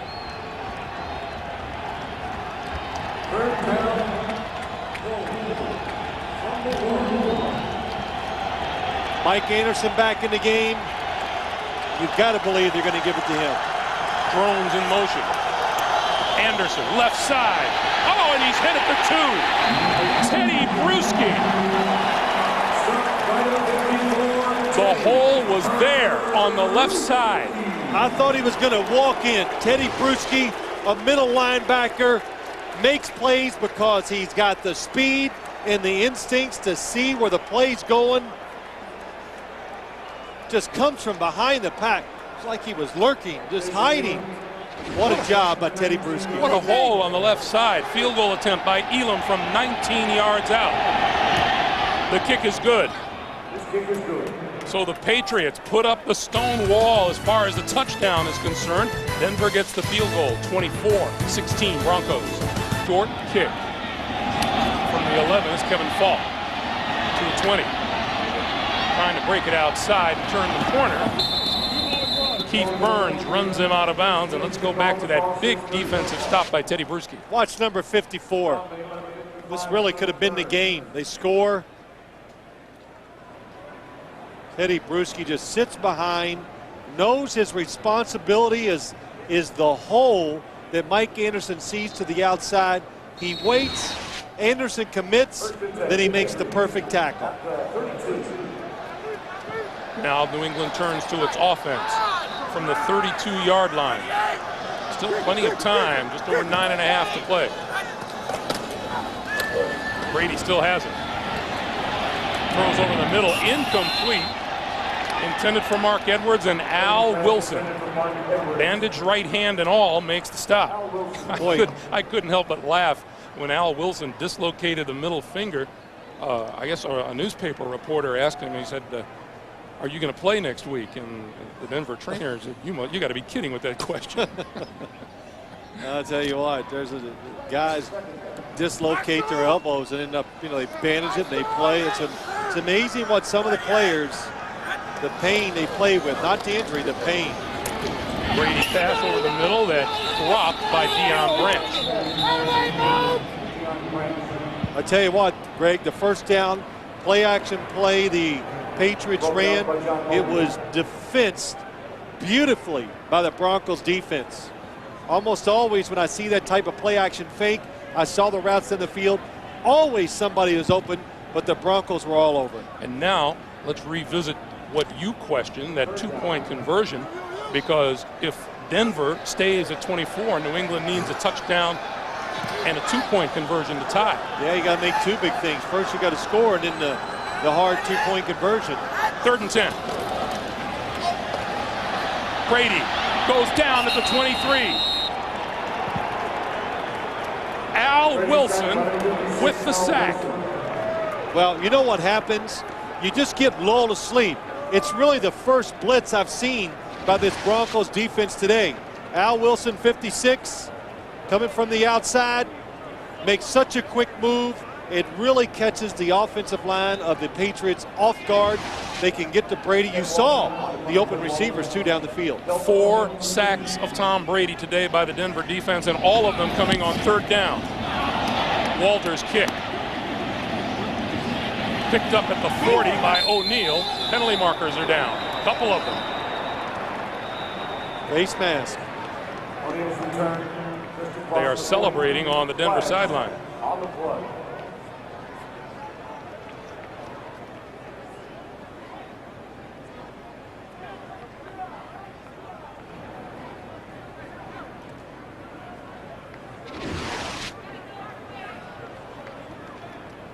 Here's the face mask right there on Antoine Harris. Face mask, number 23.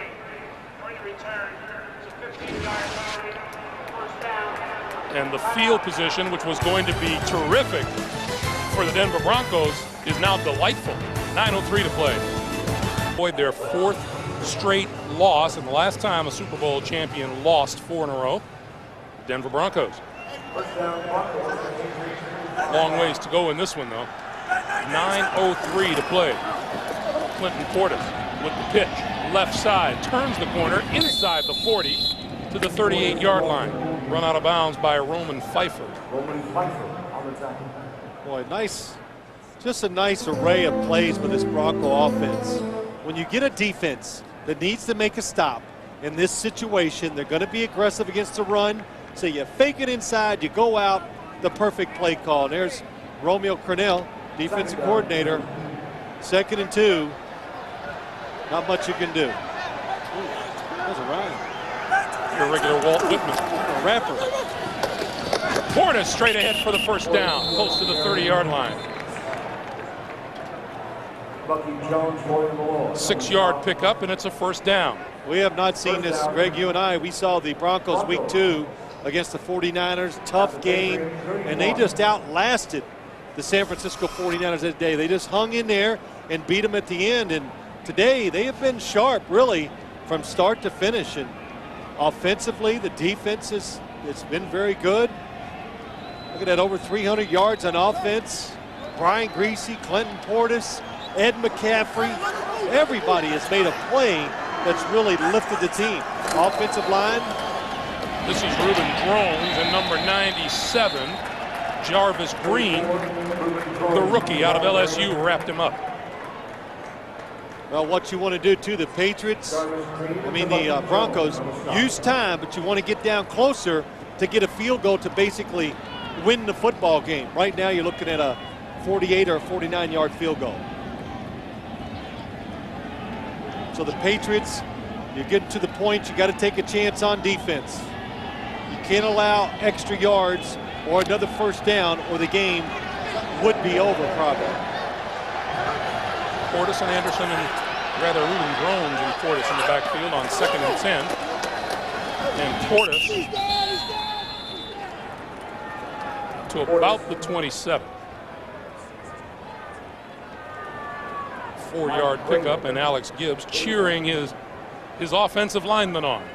102 yards rushing on the day for Clinton Portis.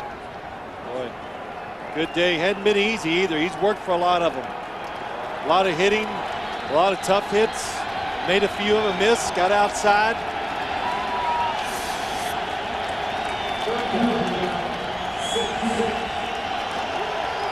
Six and a half to play.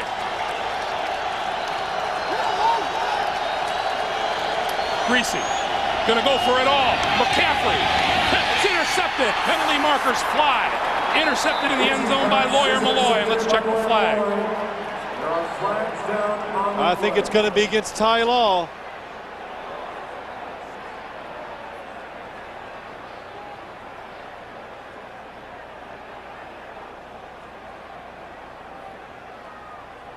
Ed McCaffrey gets up holding his right shoulder. Well, if he'd wear some pads, they wouldn't get hurt. Look at that uniform. Here's Tom White. It's against the New England Patriots. Watch down at the bottom of your screen. Ed McCaffrey goes inside. There was the hold. It was past 5 yards. And if you hit a receiver like that, just think about, I said this a few times, I do games. Just think about running down a track as fast as you can. If somebody gets in front of you and holds you like that, of course, it's going to interfere with you. Same with these wide receivers. First down from the spot of the foul at the 22-yard line. Fresh set of down. Griese is buried back at the 30. Bobby Hamilton, number 91, leading the charge. Well, the Patriots need a big play on defense. They're getting down. They are definitely in field goal range. And Bobby Hamilton, Willie McGinnis, both in there. Ted Bruschi, he's back there. Second New England sack of the day results in a 7-yard loss, and it's a 2nd and 17.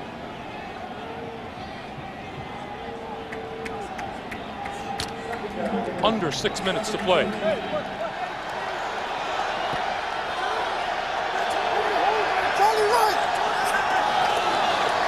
Portis. That time, the offensive line of the Broncos just moved the Patriots' side of the line, just moved him back. 9-yard pickup, 3rd and 8. They did that, and there's one common trait, Greg, we've talked about this many times too, that all Denver Bronco running backs have, is they don't waste a lot of time at the line of scrimmage. And there's the guy. He's the one that taught him. We told Terrell Davis used to tell us that. Coach Gibbs says, I'll give you one move. Anything over that, we got trouble. What do you do to play? We get a timeout on the field.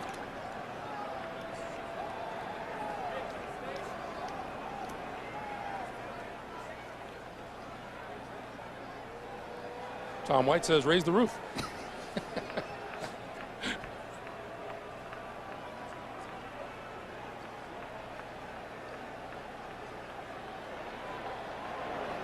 Elevator goes all the way to the top. Well, I don't know. Is there a timeout? Is it?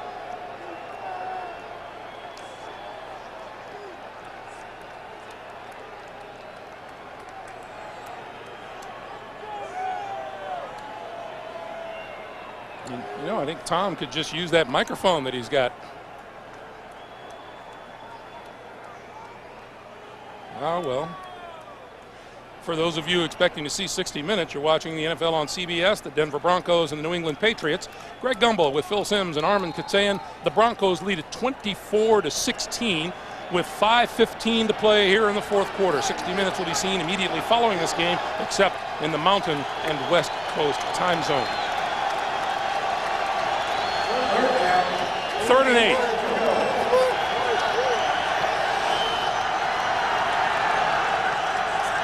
Here comes the blitz. The give is to Portis, and he goes nowhere.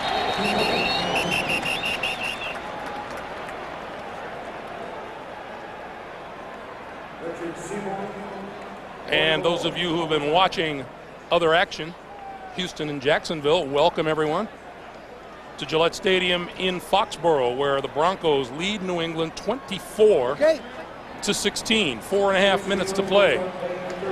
And Jason Elam on a 39-yard field goal attempt. Bad snap, kicked wide. Rowan had to reach back for the snap.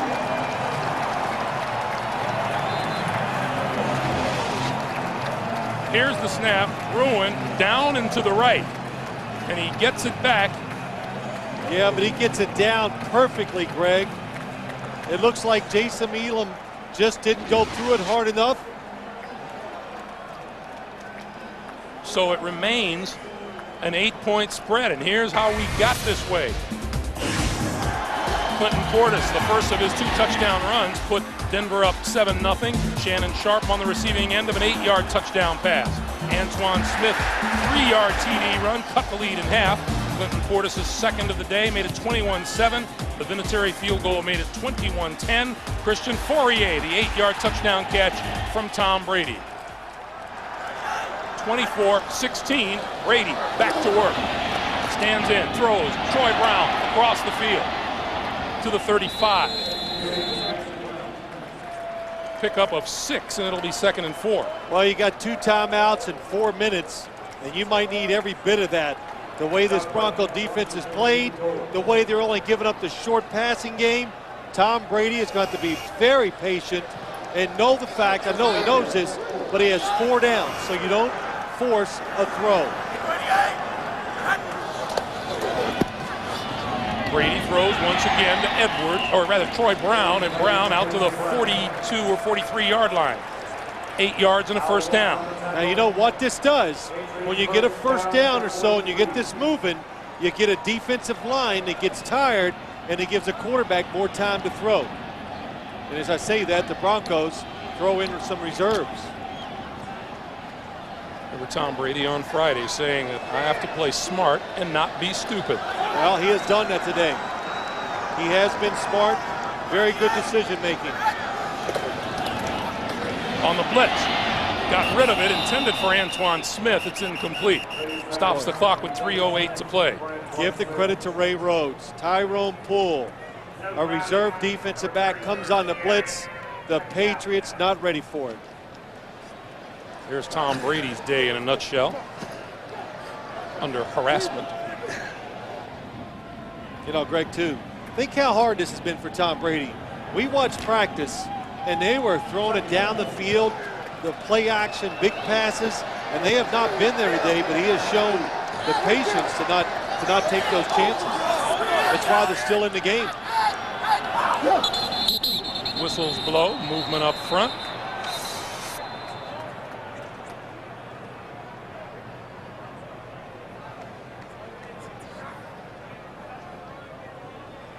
False start. Number 63, offense, 5-yard penalty, remains second down. And Druzy guilty of the false start. You know, if you had told Mike Shanahan that he'd be successful in cutting both David Patton and Deion Branch out of the New England offense, he'd say, we win the ball game hands down.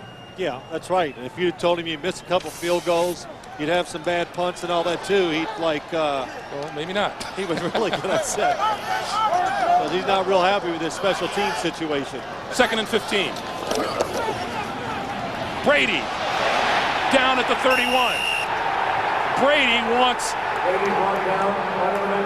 a face mask call. Trevor Price delivered the sack. Trevor Price never grabbed Tom Brady's face mask. Watch it. But he definitely hits it. Well, yeah, I'm sorry. You got to call that. Bill Belichick pleading his case on the far side, and you hear the fans' reaction as they see the replay on the scoreboard. Now, 3rd and 22. Sorry, Greg. Now it's 3rd and 22. You got to take a chance. Brady steps up, running out of time. On the move. Gets hit as he lets go. Incomplete. Deion Branch had a shot at it and couldn't get it. What a play by Tom Brady to get out of trouble, to stand there and have Bertrand bury him. Watch what happens.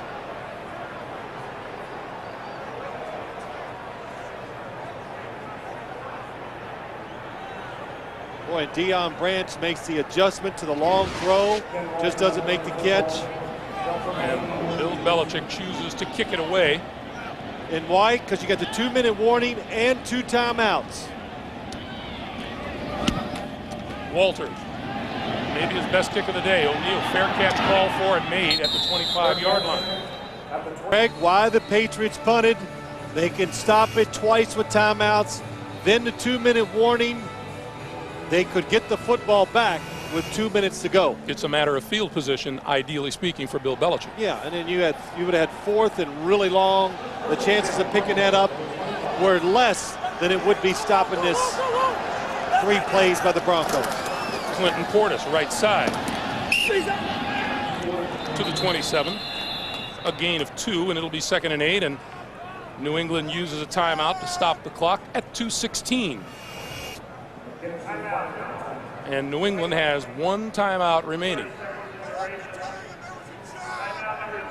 Entertaining football game. Let's check out what's happening elsewhere with Jim Nantz in New York. Jim. All right, Greg, the Houston Texans trying to get their 2nd win, and just moments ago, 2 minutes and 11 seconds on the clock. Once this one is booted, it's Chris Brown for the Texans, nailing it from 45 yards, and Houston leads it 21-19 at Jacksonville. Let's go back to Greg and Phil. All right, Jim, thank you. 24-16 here at Gillette Stadium with 2:16 to play. Each team with 1 timeout remaining. And Bill Belichick looking down the barrel of a 4-game losing streak. That he is, but you know what? They are losing to the cream of the crop, too, in the National Football League, if they do lose today. San Diego, Miami, Green Bay. On the end around, Rod Smith trying to turn the corner. Oh, and a good job by Rod Smith staying in bounds. Rick Lyle with help from Victor Green. And we come to the 2-minute warning. 2 minutes to play here in Foxborough. Denver, 24-16 lead. Foxborough, the Broncos looking at a 3rd and 8. Do you throw the football here if you're Brian Griese? No, I do not, but they do. Going to throw it down the sideline. It is caught. Ashley Lally, the rookie out of Hawaii.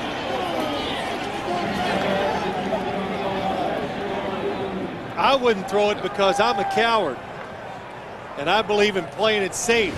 But Mike Shanahan, we talked about it all game long. He's an aggressive play caller.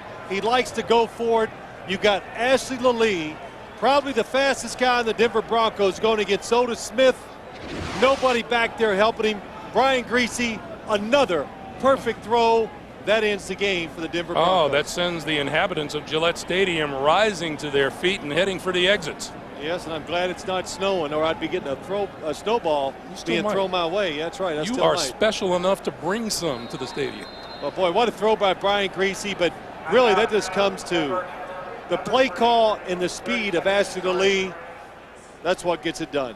Congratulations from Eddie McCaffrey, who comes over as Denver uses its third and final timeout with 1:09 to play. You know, look at Brian Griese. What a day he had. The interception was on a bomb. But think about this Denver offense.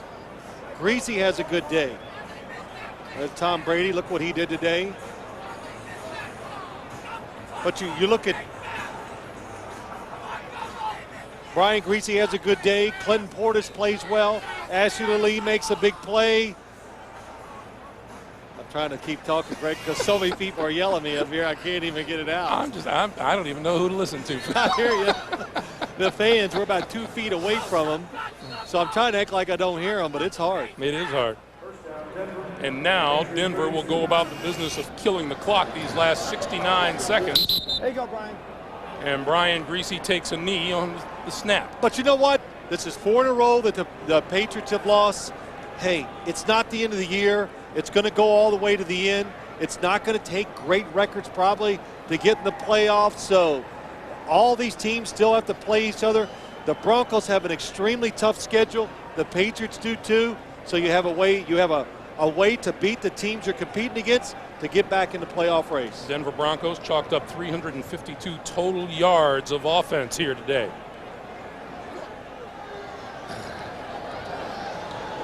And what a big, big victory it is for the Denver Broncos to come into New England and knock off the defending Super Bowl champs. And Brian Griese says, man, I hope I go into the bye week healthy.